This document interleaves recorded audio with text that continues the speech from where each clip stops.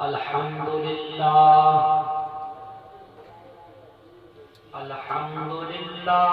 رب العالمين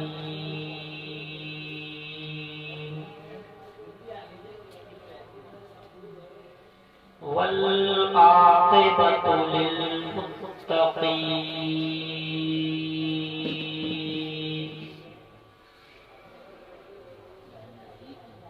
والصلاة والسلام على سيد المرسلين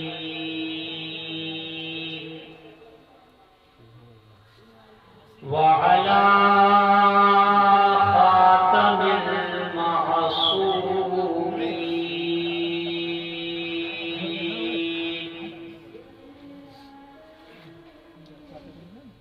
وعلى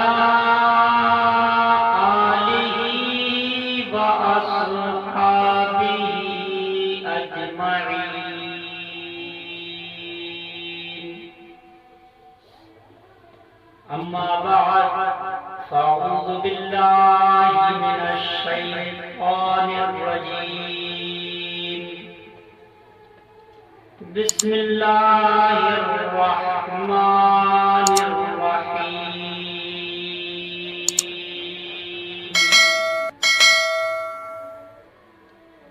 قال الله تبارك وتعالى في القرآن العظيم إن الدين عند الله الإسلام صدق الله مولانا العظيم وصدق رسوله النبي الأمين المتين الكريم الرؤوف الرحيم ونحن على ذلك لمن الشاهدين والشاكرين والحمد لله رب العالمين. آئیے حضرات، سب سے پہلے اپنی اور ساری کائنات کے مرکز عقیدت حضور رحمت للعالمین خاتم المعصومین سید کونین جناب احمد مجتبی حضرت محمد مصطفیٰ صلی اللہ تعالی علیہ وسلم کی بارگاہ نبوت و رسالت میں محبت و عقیدت کے ساتھ درود پاک کا نذرانہ پیش فرمانے پڑھیے بلند آواز سے اللہم صلی علی سیدنا و مولانا محمد معدن الجود والکرم وآلہ الکرام وابنہ الکریم وبارک وسلم صلاۃ و سلام علیک یا رسول اللہ صلی اللہ علیہ وسلم. ایک مرتبہ نبی، آل نبی، اصحاب نبی پر محبت اور عقیدت کے ساتھ اور جھوم جھوم کر درود پاک پڑھ لیجیے. اللہم صلی علی سیدنا و مولانا محمد معدن الجود والکرم وآلہ الکرام وابنہ الکریم وبارک وسلم صلاۃ و سلام علیک یا رسول اللہ صلی اللہ علیہ وسلم. لائق مبارکباد ہیں ارباب منبر، ارباب کمیٹی، جنہوں نے آج کے اس عظیم الشان اجلاس کو منعقد کیا. اللہ تعالیٰ کی بارگاہ میں دعا ہے کہ جن لوگوں نے اس جلسے کو سجایا ہے اور جن لوگوں نے اس جلسے میں شرکت فرمائی ہے، اللہ تعالیٰ سبوں پر اپنا خاص فضل و کرم عطا فرمائے اور ہم سب کو خواجہ غریب نواز، عطائے رسول، آل رسول، سلطان الہند رضی اللہ تعالی عنہ سے پکی اور سچی محبت عقیدت عطا فرمائے اور ان کے بتائے ہوئے راستے پر چلنے کی توفیق عطا فرمائے.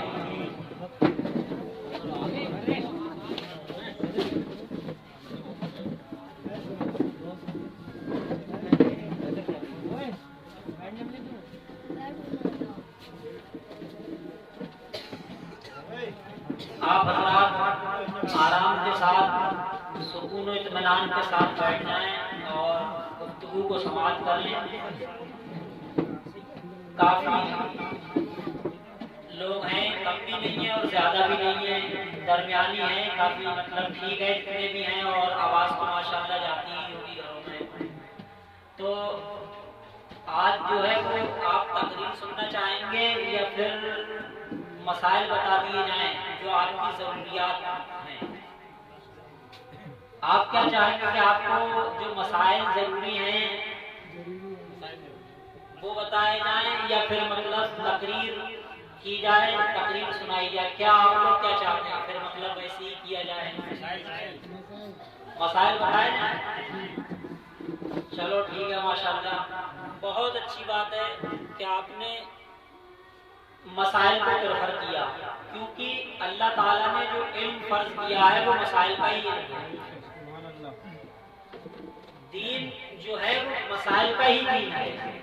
باقی جو اولیاء کرام کی جو کرامات ہوتی ہیں وہ حق ہوتی ہیں، بے شک ان میں کوئی شک و شبہ نہیں ہے، لیکن وہ کرامات اسی لیے ظاہر ہوتی ہیں تاکہ اللہ کے دین کی مضبوطی ثابت ہو اور لوگ اللہ کے دین کو سمجھیں۔ جب جب لوگ اسلام پر اعتراضات کرتے ہیں، جب اسلام پر اعتراضات کیے گئے تو اولاً تو ان کا بزرگان دین نے دلائل سے جواب دیا، کتابوں سے جواب دیا، قرآن حدیث سے جواب دیا، لیکن جب ان دلیلوں کو کسی نے نہیں مانا، جب کسی نے اپنی عقل چلائی، تب بزرگان دین سے کرامات کا صدور ہوا ہے۔ سمجھ رہے ہیں بات کو؟ بھئی اصل دین کیا ہے؟ مسائل کا دین ہے۔ جب ان مسائل پر اعتراضات کیے گئے، دین پر اعتراضات کیے گئے، تو پہلے تو بزرگوں نے سمجھایا، قرآن سے حدیث سے جیسے بھی ہو سکا سمجھایا۔ جب کسی کی عقل میں نہیں آیا تب بزرگوں کی کرامات ہمارے سے وجود میں آتی ہیں۔ دیکھو یہ تو تمہاری عقل میں آئے گا۔ بھئی مسئلہ ایسے ہی بتایا کہ نماز پڑھو، کیوں پڑھیں؟ خدا ہے، کیسے ہے؟ جب ان باتوں کو بزرگوں کی قرآن و حدیث سے لوگوں نے نہیں مانا تب بزرگوں سے جو ہے کرامات کا صدور ہوا۔ تو اصل دین کیا ہوا؟ مسائل کا ہوا۔ سمجھ رہے ہیں آپ؟ تو سب سے پہلے جو ہے وہ پاکی کے مسائل بتاتا ہوں میں آپ کو، ٹھیک ہے؟ بہت عمدہ، بہت غلط فہمیاں ہمارے اندر مطلب جو ہے وہ بھری ہوئی ہیں، اور ہمیں پاکی اور ناپاکی کے مسائل نہیں معلوم ہوتے۔ یہ بہت بڑی کمی ہے ہماری، کیونکہ ہمارے دین نے تو ہمیں سب کچھ دیا ہے۔ تھوڑی دیر تسلی سے سنیں، آرام سے بیٹھ جائیں۔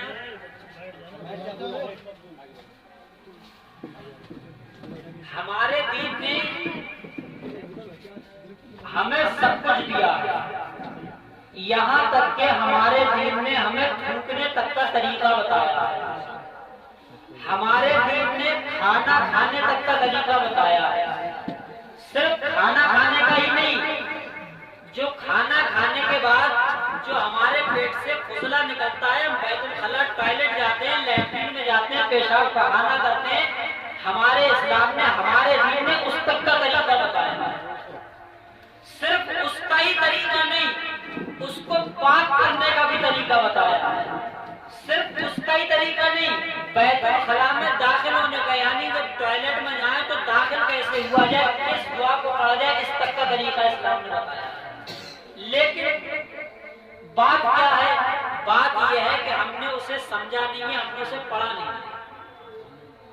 ہماری ذمہ داری، ہماری رسپانسبلٹی یہ ہے کہ ہم اسے پڑھیں اور اسے سمجھیں۔ تو سب سے پہلے اللہ تعالیٰ نے ہمیں جو ہے وہ ایمان کی دولت عطا فرمائی ہے۔ اب ایمان کی دولت عطا ہونے کے بعد ہمارے اوپر سب سے بڑا فریضہ کیا ہے؟ کوئی بتائے گا؟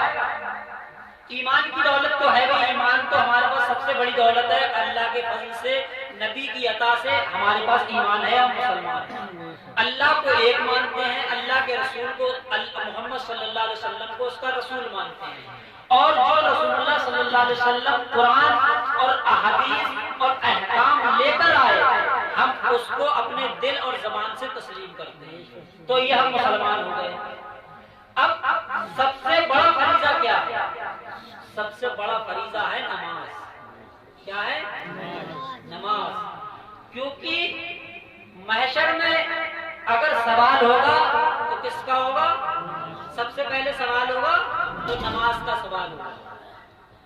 اب نماز سب سے اہم فریضہ ہے اور 5 وقت کی نماز اللہ تعالیٰ نے فرض کی ہے، جس میں سے 2 رکعت تو فجر میں فرض ہے، 4 رکعت ظہر میں فرض ہے، 4 رکعت عصر میں فرض ہے، 3 رکعت مغرب میں فرض ہے، 4 رکعت عشاء میں فرض ہے اور 3 رکعت عشاء میں واجب ہے. یہ وہ نمازیں ہیں جو اللہ تعالیٰ کی طرف سے فرض ہیں. یہ وہ نمازیں ہیں جو اللہ تعالیٰ کی طرف سے فرض ہیں. باقی جو نمازیں ہیں نفل اور سنت، سنت جو ہے وہ رسول اللہ صلی اللہ علیہ وسلم کی دی ہوئی ہے، اس کو بھی ہمیں ادا کرنا ہوتا ہے. اب سنت کی بھی 2 طرح کی ہو جاتی ہے، سنت مؤکدہ اور سنت غیر مؤکدہ. سنت مؤکدہ یعنی جس کو اگر چھوڑ دیں ہم تو گناہگار ہوں گے. سنت غیر مؤکدہ جس کو اگر ہم کریں تو ثواب ہے اور نہ کریں تو کوئی گناہ نہیں ہوگا، لیکن کرنا چاہیے. اور ایک نماز ہوتی ہے نفل، جو ہمیں مطلب ثواب کے لیے ہمیں مطلب بڑھا دی گئی ہے تاکہ لوگ پڑھیں اور ثواب کمائیں. تو اللہ کی طرف سے 20 رکعت نماز ہو گئی واجب کو لگا کر. باقی جو نمازیں ہیں وہ اللہ کے رسول صلی اللہ علیہ وسلم کا طریقہ ہے اور ان کی عطا ہے. اور نفل ہے، نفل کا مطلب یہ ہوتا ہے کہ آپ کریں تو ثواب ہے اور نہ کریں تو کوئی گناہ نہیں. لیکن فرض کیا ہوتا ہے؟ فرض آپ کو کرنا ہی کرنا ہے ہر حالت میں. اب نماز جب اہم فرض ہے تو اس کو ادا کرنے کے لیے سب سے پہلے کیا ضروری ہے؟ پاکی ہے. نہیں یہ ضروری. پاکی کیا ہے؟ نماز کی کنجی ہے. جیسے جنت کی کنجی نماز، نماز کی کنجی کیا ہے؟ وضو، پاکی. اب پاکی جو ہے وہ 2 طرح کی ہوتی ہے. کئی طرح کی؟ بہت بڑھیا مسائل بتا رہا ہوں میں آپ کو، بہت انشاءاللہ مزہ آئے گا. ایسے ایسے مسائل بتاؤں گا آپ کو تعجب ہوگا. آپ مطلب کچھ لوگ تو یہ سوچیں گے کہ یہ بھی ہو سکتا ہے، یہ بھی ہو سکتا ہے، یہ تو ہمیں معلوم ہی نہیں تھا. تو سب سے پہلے پاکی کی کئی قسمیں؟ 2. کیا قسمیں؟ 2 قسمیں. ایک کو کہتے ہیں طہارت کبریٰ، ایک کو کہتے ہیں طہارت صغریٰ. اب آسان لفظوں میں بڑی طہارت اور چھوٹی طہارت. بڑی طہارت یعنی بڑی پاکی، طہارت کہتے ہیں پاکی کو، تو بڑی طہارت اور چھوٹی طہارت. بڑی طہارت کہتے ہیں غسل کو اور چھوٹی طہارت کہتے ہیں وضو کو. اب نماز کے لیے غسل بھی ضروری ہے اور وضو بھی ضروری ہے. اب بات آتی ہے سب سے پہلے بڑی طہارت کی، غسل کی. بھئی غسل کیسے کریں اور غسل کب کریں؟ کب غسل فرض ہوتا ہے اور کب غسل کیسے کریں؟ اس میں مسلمان ہونے کے باوجود بھی لوگوں کو غسل کے طریقے نہیں معلوم ہے، پاک ہونے کا طریقہ نہیں معلوم ہے. اور پاک ہونا اتنا ضروری ہے، اتنا ضروری ہے کہ آج مسلمانوں میں سب سے زیادہ تعویذ والوں، مولویوں کے پاس، تعویذ والوں کے پاس سب سے زیادہ مسلمان جاتے ہیں اور اہل سنت والجماعت جاتے ہیں. کیا کس لیے جاتے ہیں؟ اکثر لوگ اس لیے جاتے ہیں کہ گھر میں خیر و برکت نہیں ہو رہی ہے. یہی وجہ ہے نا. علامہ صدر الشریعہ نے بہار شریعت میں، علامہ صدر الشریعہ انصاری رحمت اللہ علیہ نے بہار شریعت میں تحریر فرمایا ہے کہ جس گھر میں ناپاک انسان ہوتا ہے، جس پر غسل فرض ہوتا ہے، تو اس گھر میں رحمت کے فرشتے نہیں آتے ہیں. جیسے گھر میں کتا پالا جاتا ہے اور رحمت کے فرشتے نہیں آتے. صرف فرشتے نہیں، رحمت کے فرشتے. بھئی فرشتے تو کاندھوں پر بھی ہیں جو ہمارا عمل لکھ رہے ہیں، ایسا نہیں کوئی بھی فرشتہ نہیں آئے گا. رحمت کے فرشتے نہیں آتے. باقی جو ہے گناہ، جو نامہ اعمال لکھنے والے فرشتے موجود ہوں گے، تمہارے گناہ لکھے جائیں گے. لیکن جو رحمت کے فرشتے، کتا اگر کوئی گھر میں پالے تو رحمت کے فرشتے نہیں آتے ہیں. اگر جاندار کی تصویر لگی اور رحمت کے فرشتے نہیں آتے ہیں. اسی طریقے سے اگر گھر میں کوئی فرد ناپاک ہے تو علامہ صدر الشریعہ نے بہار شریعت میں تحریر فرمایا ہے کہ اس گھر میں بھی رحمت کے فرشتے نہیں آتے ہیں. اب آپ سوچیں جب ناپاک گھر میں پڑے پڑے ہو تو کتنی تعویذ لیا ہوئی ہے تو کہاں سے رحمت کے فرشتے آ جائیں گے؟ بھائی تعویذ جبھی تو برکت دے گا جب تم پاک ہو گے. تمہیں پاکی کا طریقہ تک نہیں معلوم ہے، تمہیں یہ بھی نہیں معلوم ہے کہ غسل کا فرض ہوتا ہے، نہانے کا بھی طریقہ نہیں معلوم ہے، اب تم خود ناپاک ہو، تمہاری وجہ سے گھر میں رحمت کے فرشتے نہیں آ رہے ہیں، اب تم تعویذ دینے جا رہے ہو، شکایتیں کر رہے ہو کہ گھر میں خیر و برکت نہیں ہو رہی ہے، تو کمی کس کی ہے؟ اس انسان کی کمی ہے جسے غسل کا طریقہ نہیں معلوم ہے نہیں ہے؟ اب سب سے پہلے سنیے، یہ تو باتیں ہو گئی کہ غسل کس چیز سے ٹوٹتا ہے، پہلے یہ بتا دوں۔ غسل دیکھیے، پہلی بات یہ، مسائل میں شرمانے کی کوئی ضرورت نہیں ہوتی ہے، یہ وہ مسائل ہیں، اس میں ایسا نہیں ہے کہ میں یہاں بیٹھ گیا کوئی یہ سوچ رہا ہے مولانا صاحب کیسے مسائل بیان کر رہا ہے، ایسا نہیں ہے۔ اللہ کے رسول نے بیان کیے کہ نہیں کیے حدیثوں میں؟ جب حدیثوں کی کتابوں میں، جب قرآن میں مسائل رکھے جا سکتے تو کیا ہم اسٹیج پر بیٹھ کے بیان نہیں کر سکتے؟ بھئی قرآن اتنی مقدس کتاب، حدیث مقدس کتاب، جب ان میں پاکی ناپاکی کا بیان ہے تو کیا ہم نہیں بیان کر سکتے؟ اور کالجوں میں آپ جائیں تو کالجز میں جو ہے وہ باقاعدہ سائنس کے جو اسٹوڈنٹس ہوتے ہیں انہیں کھول کھول کر باتیں بتائی جاتی ہیں، تب وہاں ذہن میں نہیں آتا ہے کہ مطلب یہ کیا کر رہے ہیں، لیکن اگر ہم بتائیں تو مطلب یہ کیا کر رہے ہیں۔ فی الحال آپ کو ایسا نہیں سوچنا میں مطلب ساری باتیں بتاؤں گا غسل کس سے فرض ہوتا ہے، آج یہ یاد رکھنا غسل کس سے فرض ہوتا ہے۔ سب سے پہلا غسل کا فرض جو ہے وہ جسم سے منی کا نکلنا ہے۔ کس کا؟ منی کا نکلنا ہے۔ توجہ کے ساتھ سننا، جسم سے منی کا نکلنا، اگر کسی کے جسم سے منی نکلا تو کیا ہوگا؟ غسل فرض ہوگا۔ تب کیا ہوگا؟ غسل فرض ہوگا۔ اب اس میں بھی کنڈیشن ہے، اس میں یہ کنڈیشن ہے کہ منی کب نکلے؟ کیا کوئی چھت سے گرا اور گرنے کے بعد اس کا منی نکل گیا تو کیا غسل فرض ہو جائے گا؟ کیا کسی نے وزن اٹھایا، وزن اٹھانے سے اس کا منی نکل گیا تو کیا غسل فرض ہو جائے گا؟ یا پھر کسی کو ایسی بیماری ہے کہ پیشاب کے بعد منی کے قطرے آ گئے یا پیشاب سے پہلے منی کے قطرے آ گئے تو کیا غسل فرض ہو جائے گا؟ نہیں، ان ساری صورتوں میں غسل فرض نہیں ہوگا۔ اگر کوئی بلندی سے گرے اور منی نکل جائے غسل فرض نہیں ہوگا، کوئی وزن اٹھائے منی نکل جائے غسل فرض نہیں ہوگا، اگر بیماری کی وجہ سے کسی کا منی نکلے تو غسل فرض نہیں ہوگا۔ کب ہوگا غسل فرض؟ غسل فرض ہوگا جب حالت شہوت میں منی نکلے۔ کس میں؟ حالت شہوت میں، سیکس کی حالت میں، یا پھر سوتے میں، بندہ سو رہا ہے اور سو کر اٹھا تو دیکھا کپڑے جو ہے ناپاک ہیں، یا پھر جو کیفیت طاری ہوتی ہے جسے کہتے ہیں سیکس، شہوت، عربی میں کہتے ہیں شہوت، تو اگر اس حالت میں منی نکلے گا تب غسل فرض ہوگا۔ بات آ گئی سمجھ میں؟ غسل کا فرض ہوگا جب شہوت سے منی نکلے گا تب غسل فرض ہوگا، یا پھر سوتے میں منی نکلے گا تب غسل فرض ہوگا۔ اب کچھ لوگ یہاں پر کیا سوچ لیتے ہیں کہ پیشاب کرنے سے غسل فرض ہو جاتا ہے۔ یہ یاد رکھنا کہ پیشاب کرنے سے کبھی بھی غسل فرض نہیں ہوتا ہے، پیشاب کرنے سے کبھی بھی غسل نہیں ٹوٹتا ہے، چاہے کوئی پانی سے پیشاب کرے یا پانی سے نہ کرے۔ سمجھ میں آئی بات؟ کوئی پانی سے پیشاب کرے یا نہ کرے اس پر غسل فرض نہیں ہوگا۔ پیشاب کرنے سے غسل فرض نہیں ہوگا۔ یہ الگ بات ہے کہ پیشاب پانی سے کرنا چاہیے، پانی سے کرنا پیشاب سنت ہے۔ کیوں؟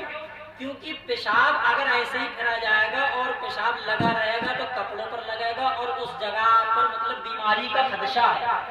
جس جگہ پر پیشاب کیا جاتا ہے دیکھا ہوگا کیسی وہ جگہ مطلب زمین سڑسی جاتی ہے، مطلب کیسی ہو جاتی ہے، تو اس وجہ سے پیشاب میں جو ہوتی ہے ایسیڈیٹی ہوتی ہے، تیزابیت ہوتی ہے، تو ان بیماریوں سے بچنے کے لیے اللہ کے رسول صلی اللہ علیہ وسلم کی سنت یہ ہے کہ پیشاب کرنے کے بعد دھو لیا جائے، یا پھر اگر پانی نہیں ہے تو ڈھیلے سے صاف کر لیا جائے، ڈھیلا نہیں ہے تو کوئی پرانے کپڑے سے صاف کر لیا جائے، لیکن پیشاب کرنے سے غسل فرض نہیں ہوتا ہے، چاہے کوئی پانی استعمال کرے یا نہ کرے۔ البتہ اگر اس نے پیشاب کیا اور پانی استعمال نہیں کیا تو پانی اگر اس نے استعمال نہیں کیا ناپاک ہو جائے گا، اور جتنے بیچ میں پیشاب کرتے وقت لگے گا پیشاب اتنا بیچ ناپاک ہو جائے گا، تو صرف اتنا بیچ ناپاک ہوگا جتنے بیچ میں پیشاب لگے گا۔ اب اتنے بیچ کو وہ جب دھو لے، چاہے ایک گھنٹے بعد دھو لے، چاہے ایک دن کے بعد دھو لے، اتنا بیچ ناپاک رہے گا، چاہے وہ ایک گھنٹے کے سوکھنے کے بعد بھی۔ اگر پیشاب وہاں سوکھ جائے گا لیکن دھونا پھر بھی پڑے گا، سمجھ رہے ہیں آپ؟ جیسے کہیں گئے آپ، اس لیے بتا رہا ہوں، جیسے کہیں گئے پانی نہیں میسر ہو رہا ہے تو پیشاب کر لیا، اب وہ سوکھ گیا، کپڑے میں لگا گا تو کپڑا بھی ناپاک، اب جتنے بیچ میں پیشاب لگا تھا جہاں سے نکلا ہے تو اتنا ہی بیچ ناپاک ہو گیا، اگر وہ سوکھ گیا تو جب وہ دھو لے گا پاک ہو جائے گا اتنا ہی بیچ۔ لیکن اگر نماز پڑھنے کی پڑے تو نماز پڑھ سکتا ہے۔ نماز کب پڑھ سکتا ہے؟ وہ نماز جب پڑھ سکتا ہے کہ اگر ایک درہم سے زیادہ نہ پھیلا ہو، کیونکہ ایک درہم سے زیادہ تو پیشاب پھیلتا نہیں ہے وہاں پر، اور ایک درہم سے اگر زیادہ پھیل گیا کسی کے تب جو ہے وہ دھونا ضروری ہے نماز کے لیے، اور تھوڑا سا ہی ہے، ایک درہم سے کم ہے، بہت ہی مطلب مائنیوٹ سا ہے، تو اگر پانی میسر نہ ہو، پانی سے دھونے سے پہلے اس نے نماز پڑھ لی، نماز ہو جائے گی اس کی۔ سمجھ میں آ گئی بات؟ دیکھو اگر تھوڑی سی بھی مطلب سمجھنے میں مسٹیک ہوئی تو بہت مطلب غلطی ہو جائے گی، نمازیں برباد ہو جائیں گی، ٹھیک ہے؟ اس لیے مطلب بہت توجہ کے ساتھ سنیں۔ پیشاب جب کیا تو جتنے بیچ میں پیشاب لگا ہے اتنا ہی بیچ ناپاک ہے، اب وہ اتنا بھی سوکھ گیا ہوا سے تو اسے کو جب دھو لے گا تبھی پاک ہو جائے گا۔ اگر نہیں دھوئے گا، اگر وہ ایک درہم سے زیادہ ہے تو نماز نہیں ہوگی، ایک درہم سے کم ہے تو نماز ہو جائے گی۔ اتنی بات سمجھ میں آئی؟ پیشاب کرنے سے غسل فرض نہیں ہوتا ہے۔ غسل فرض کس سے ہوتا ہے؟ منی نکلنے سے۔ یہ آج تک کسی کو معلوم تھا؟ مسئلہ کتنوں کو معلوم تھا؟ کسی کو معلوم تھا؟ یہ معلوم تھا؟ چلو ایک جنے کو معلوم تھا، اور کسی کو معلوم تھا؟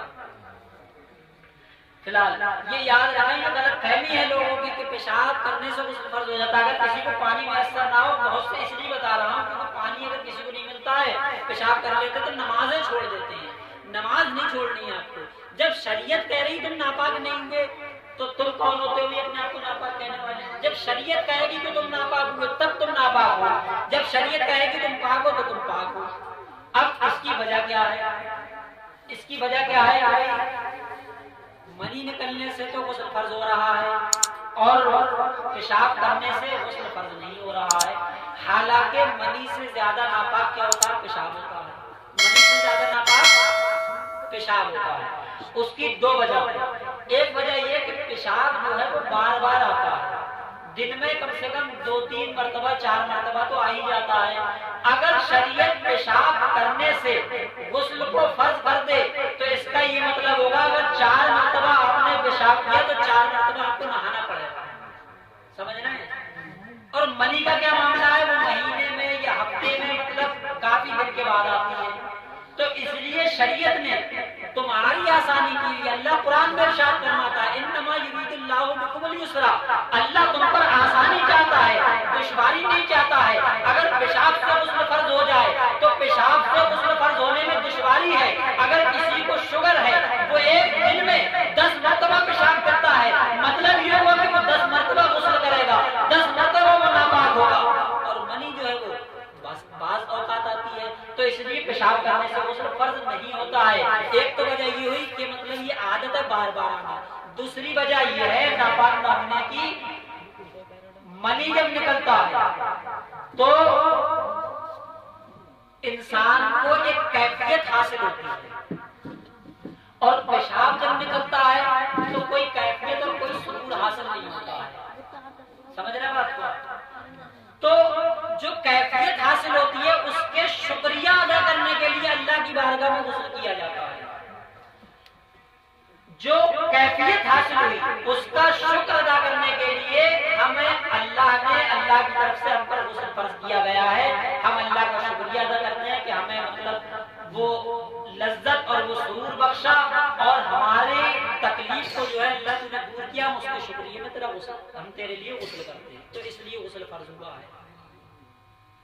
تو پیشاب کرنے سے نہیں ہوتا۔ اب غسل کس سے فرض ہوتا ہے؟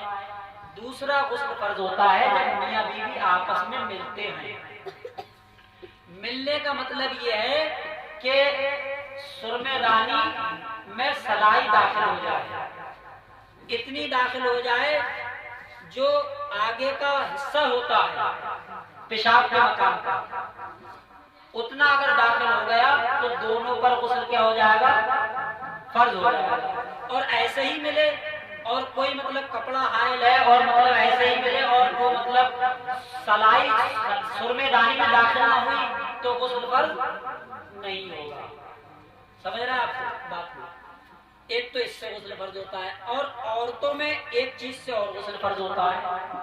دو چیزیں بیان کر دی میں نے غسل کے فریضے کی۔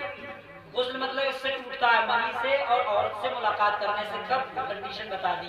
اور ایک عورت کے لیے مسئلہ یہ ہے کہ جب عورت غسل سے، جب حیض یعنی جو ماہواری آتی ہے اس سے پاک ہو تب اس پر عورت پر غسل فرض ہوتا ہے۔ اور ایک جب بچے کی پیدائش ہوتی ہے اس کے بعد جو مطلب نجاست آتی ہے 40 دن جس کی مقدار ہے، تو جب وہ ختم ہوگا اس کے بعد عورت پر غسل فرض ہوگا۔ یہاں پر دو باتیں قابل غور ہیں۔ ایک، جب عورت کی ماہواری ختم ہوگی تب غسل فرض ہوگا۔ یہ شادی شدہ مطلب جو شادی شدہ حضرات ہیں ان کے لیے بہت اہم مسئلہ ہے، باقی جن کی شادی ہونے والی ان کے لیے بھی اہم ہے۔ غسل کا فرض ہوگا جب ماہواری ختم ہو جائے گی، ماہواری آنے سے نہیں۔ سمجھ رہے بات کو؟ ایک ہوتا ہے ماہواری کا آنا، کیونکہ لگاتار کم سے کم 3 دن تک تو معاملہ چلتا ہی ہے، تو ماہواری آنے سے نہیں، ماہواری ختم ہونے سے غسل فرض ہوتا ہے۔ سمجھ میں بھائی بات؟ توجہ میری طرف۔ ماہواری آنے سے غسل فرض نہیں ہوتا ہے، ماہواری ختم ہونے سے کیا ہوتا ہے؟ غسل فرض ہوتا ہے۔ تو یہ غسل کے ٹوٹنے کے کئی چیزیں ہو گئی؟ 3 چیزیں ہو گئی۔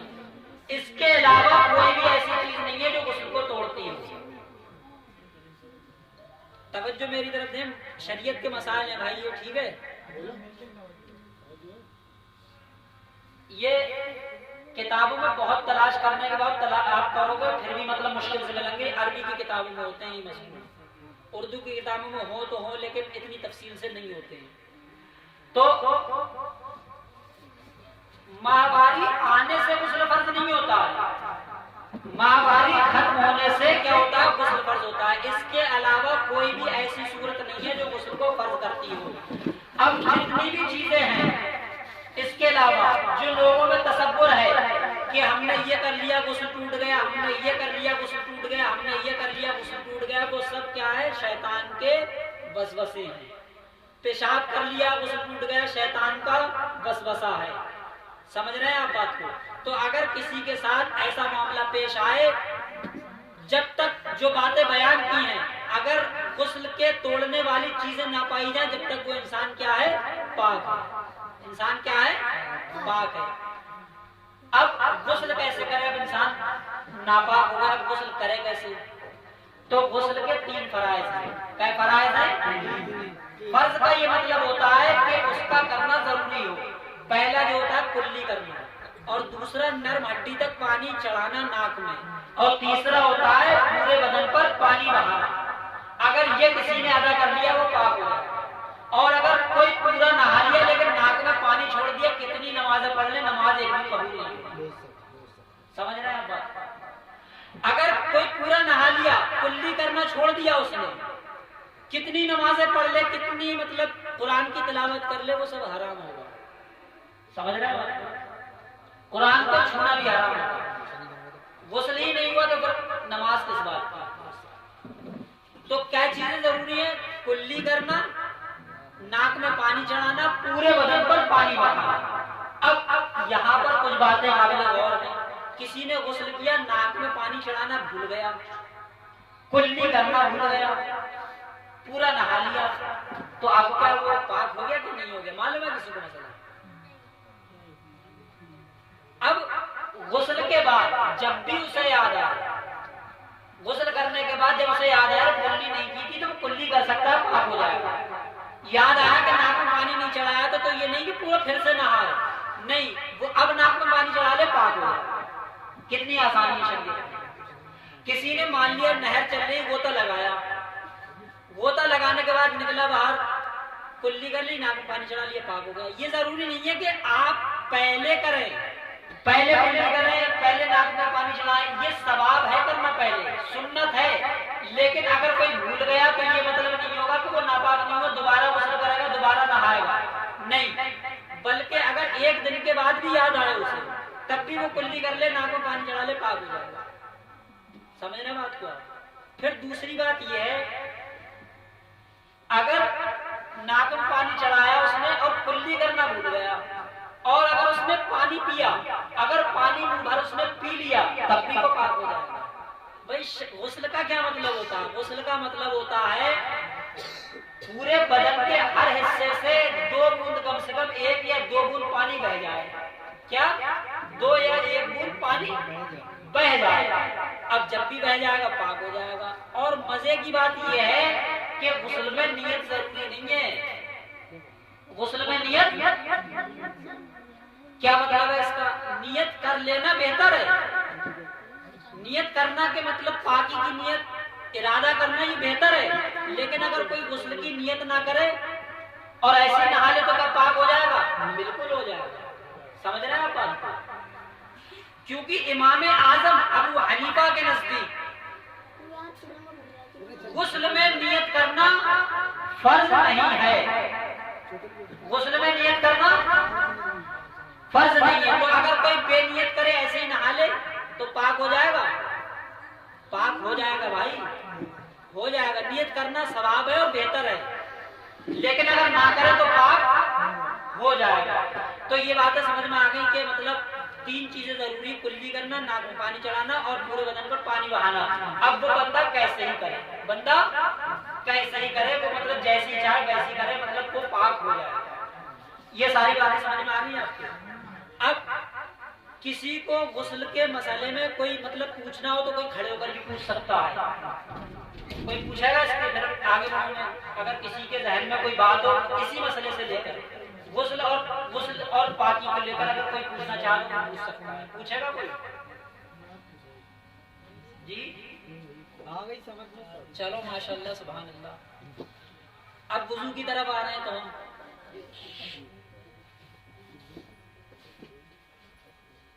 اب دوسری پاکی کیا ہے؟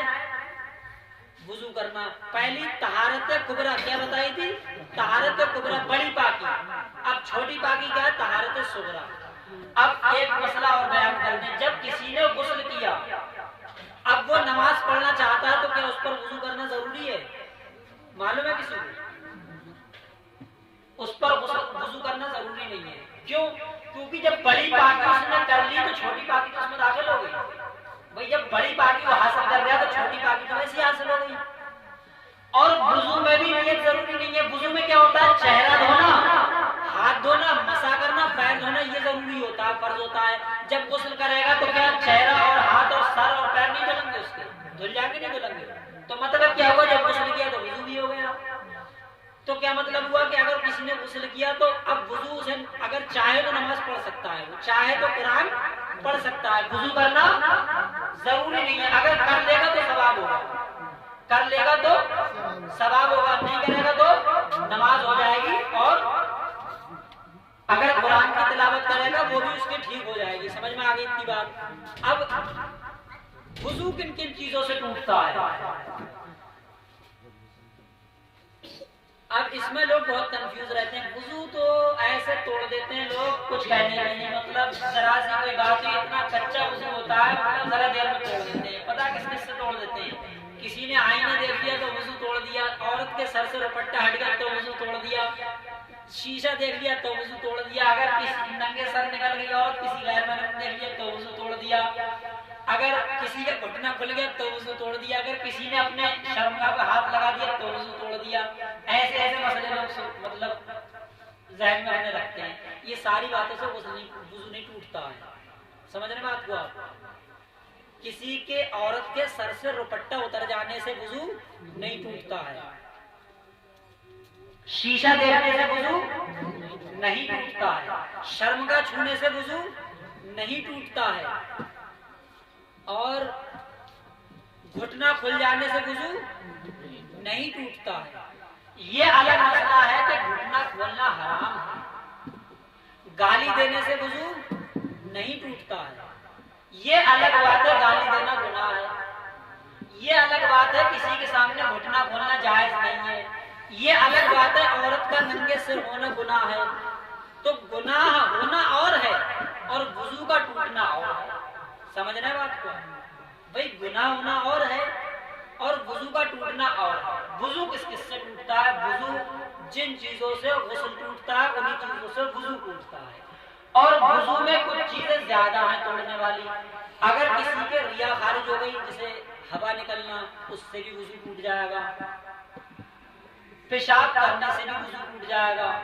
دیکھیے شریعت نے پیشاب کرنے سے غسل فرض نہیں کیا لیکن وضو فرض کر دیا، کیوں؟ پیشاب بار بار آتا ہے، نہانا تو ممکن نہیں ہے لیکن وضو کرنا ممکن ہے نہیں؟ تو پیشاب کرنے سے بھی وضو ٹوٹ جائے گا۔ اب وضو کے پہلے فرض بتا دوں پھر بتاؤں گا نواقص۔ وضو میں کیا فرض ہے؟ 4۔ کیا فرض ہے؟ پہلا فرض ہے چہرہ دھونا، دوسرا فرض ہے کولیوں سمیت ہاتھ دھونا، تیسرا فرض ہے چوتھائی سر کا مسح کرنا۔ اب لوگ مسے میں ہی پڑا کو رہتے ہیں، مطلب ایسے کرے وہ ایسے کرے کرا بس ہو گیا مسا، ایسے ایسے کرے مسا۔ اگر چوتھائی سر کا نہیں ہوا تو نماز نہیں ہوگی، یاد رکھنا۔ چوتھائی سر کا کیا مطلب ہے؟ فرض پہلی بات تو یہ کہ جو مطلب غسل کا تھا کہ دھونا، وہی مطلب ہوتا ہے وضو میں دھونا، یعنی ہر عضو سے کم 2 یا 1 بوند پانی بہ جائے، چاہے ہاتھ ہو، چاہے منہ ہو، چاہے پیر ہو، لیکن سر جو ہے وہ مسا ہے۔ کتنا فرض ہے؟ چوتھائی سر کا۔ جتنی بڑی پیشانی ہماری دکھ رہی ہے ماتھا، اتنے بیچ کا مسا کیا ہے؟ فرض ہے۔ جیسے یہ ہاتھ، یہ چوتھائی ہو جائے، 1 2 3 4 ہاتھوں کے برابر ہمارا سر ہے کہ نہیں ہے؟ دیکھ لیں 1 2 3 4، مطلب سب کا اتنے میں ہو جاتا ہے۔ کسی کا اگر مطلب بڑا ہو تھوڑا بہت اس سے نہیں ہے، تو اگر کسی نے ایسے ہاتھ بھگویا اور ایسے کر کے پورا رکھ لیا، ایسے کر لیا، مسا ہو جائے گا اس کا۔ مطلب کیا ہے؟ فرض ادا ہو جائے گا۔ سنت کیا ہے؟ سنت ہے دونوں ہاتھ بھگو کر ایسے کر لے جائے اور ایسے کر کے لائے، کانوں کا مسا کرے، اندر کا مسا کرے اور یہاں گردن کا مسا کرے، گلے کا نہ کرے، ایسے کر کے ایسے، یہ مکروہ ہے۔ یہاں یہ گردن کا مسا کرے، ٹھیک ہے، داڑھی کا خلال کرے۔ تو مسا کتنا؟ یہ سنت ہے پورے سر کا مسا کرنا۔ چوتھائی سر کا کیا ہے؟ فرض ہے۔ اب لوگ کیا کرتے ہیں؟ بھگو کر انگلی ایسے کر کے لے جاتے ہیں، ایسے کر کے صرف انگلی لگا لی۔ اب یہ چوتھائی سر کا ہو جائے گا کیا؟ انگلیوں سے نہیں ہوگا تو نماز بھی نہیں ہوگی۔ جب چوتھائی سر کا مسا نہیں ہوگا تو نماز بھی نہیں ہوگی۔ تو اس کا بہت خیال رکھا جائے، سمجھ رہے بات کو آپ؟ اور بہت جلدی لوگ کر لیتے ہیں وضو، مطلب ذرا مطلب کر لیا، اطمینان کے ساتھ وضو کیا جائے، نہ زیادہ پانی خرچ کیا جائے، نہ اتنا کم خرچ کیا جائے کہ سنت ادا نہ ہو۔ بیچ کی صورت اپنائی جائے کہ سنت بھی ادا ہو جائے، زیادہ پانی بھی خرچ نہ ہو اور سنت کے مطابق ہمارا وضو ہو جائے۔ تو وضو مسا کیا ہے؟ چوتھائی سر کا فرض ہے۔ اگر کسی نے چوتھائی سے کم کا کیا تو اس کا وضو نہیں ہو تو نماز بھی نہیں ہوگی۔ اور ٹخنوں تک جو ہے وہ پیر دھونا یہ فرض ہے۔ یہ 4 فرض ہو گئے وضو کے۔ اگر اس میں کمی ہوگی تو وضو نہیں ہوگا، اور اگر وضو نہیں ہوگا تو نماز نہیں ہوگی۔ اب رہی کلی کرنا، ناک میں پانی چڑھانا، تو وہ ساری چیزیں کیا ہوتی ہیں؟ سنت ہوتی ہیں۔ کیا ہے؟ سنت ہوتی ہیں، اس کو کرنا ثواب ہے۔ مطلب پہلے اتنے ہاتھ دھونا سنت، کلی کرنا سنت، ناک میں پانی چڑھانا سنت، 3 بار دھونا سنت، یہ ساری سنت ہے، یہ سب کرنے والی چیزیں اور ان کو کرنے میں ثواب ہے۔ میں نے جو فرائض بتایا اس کا یہ مطلب ہے اس کو کرنا ضروری ہوتا ہے، اس کے بغیر وضو نہیں ہوتا۔ لیکن اگر کسی نے سنت کو چھوڑ دیا تو وضو ہو جائے گا۔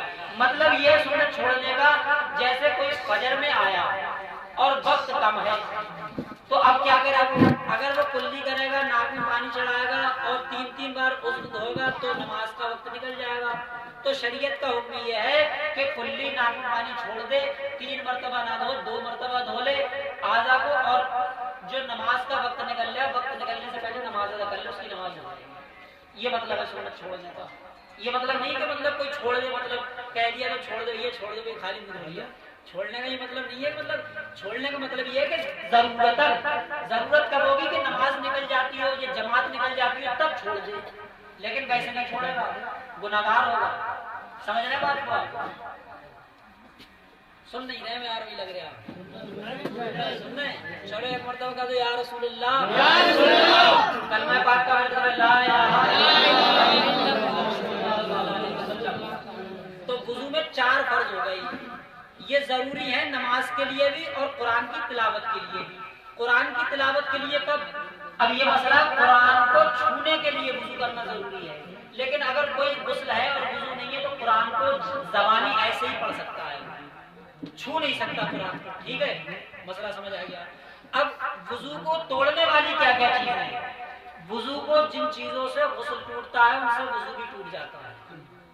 اور جو میں نے چیزیں بتائی تھی, کوئی گرا اور اس کے منی نکل گیا, کسی کا بیماری کی وجہ سے منی نکل گیا, کسی نے وزن اٹھایا تو منی نکل گیا, تو غسل اس پر فرض نہیں ہوا تھا لیکن وضو فرض ہو جائے گا.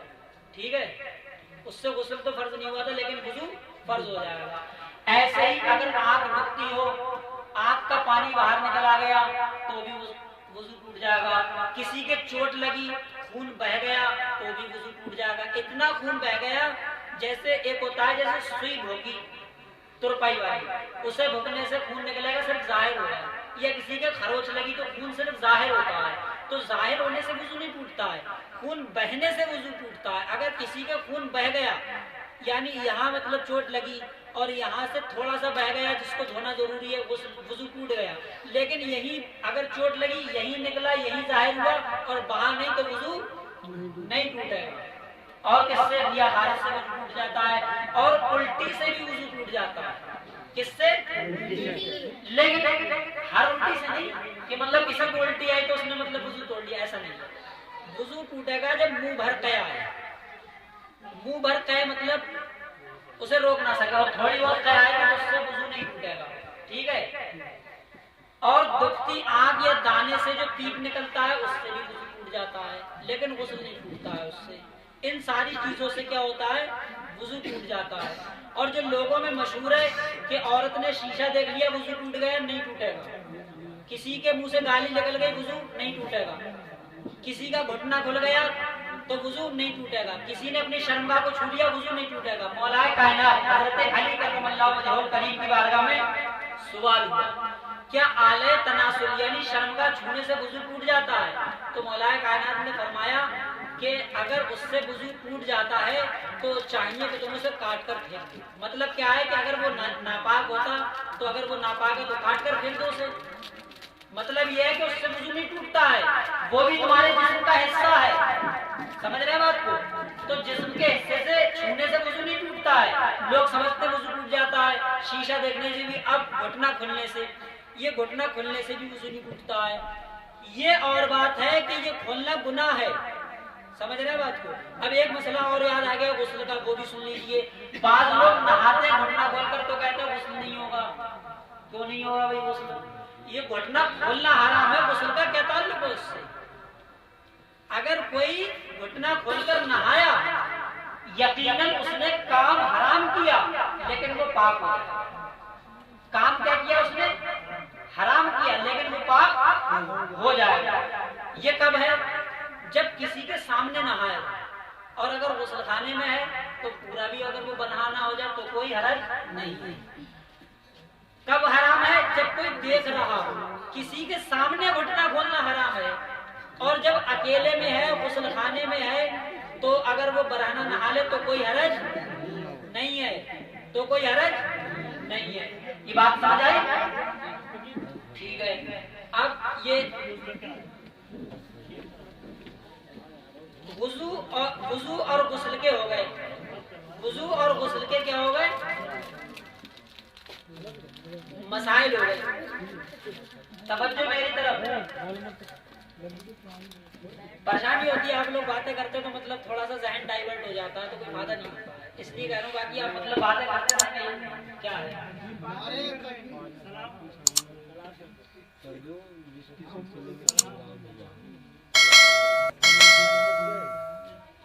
نعرے تکبیر، نعرے تکبیر، نعرے رسالت، نعرے رسالت، نعرے حیدری، نعرے حیدری، حسینیت، حسینیت، نعرے قادری، نعرے قادری، نعرے مدار پاک، نعرے خواجہ غریب نواز، نعرے اعلیٰ حضرت، نعرے تکبیر، نعرے رسالت. اچھا یہ بتائیں جتنے مسائل یہ بتائے ہیں آپ لوگوں کی سوچ میں آئے؟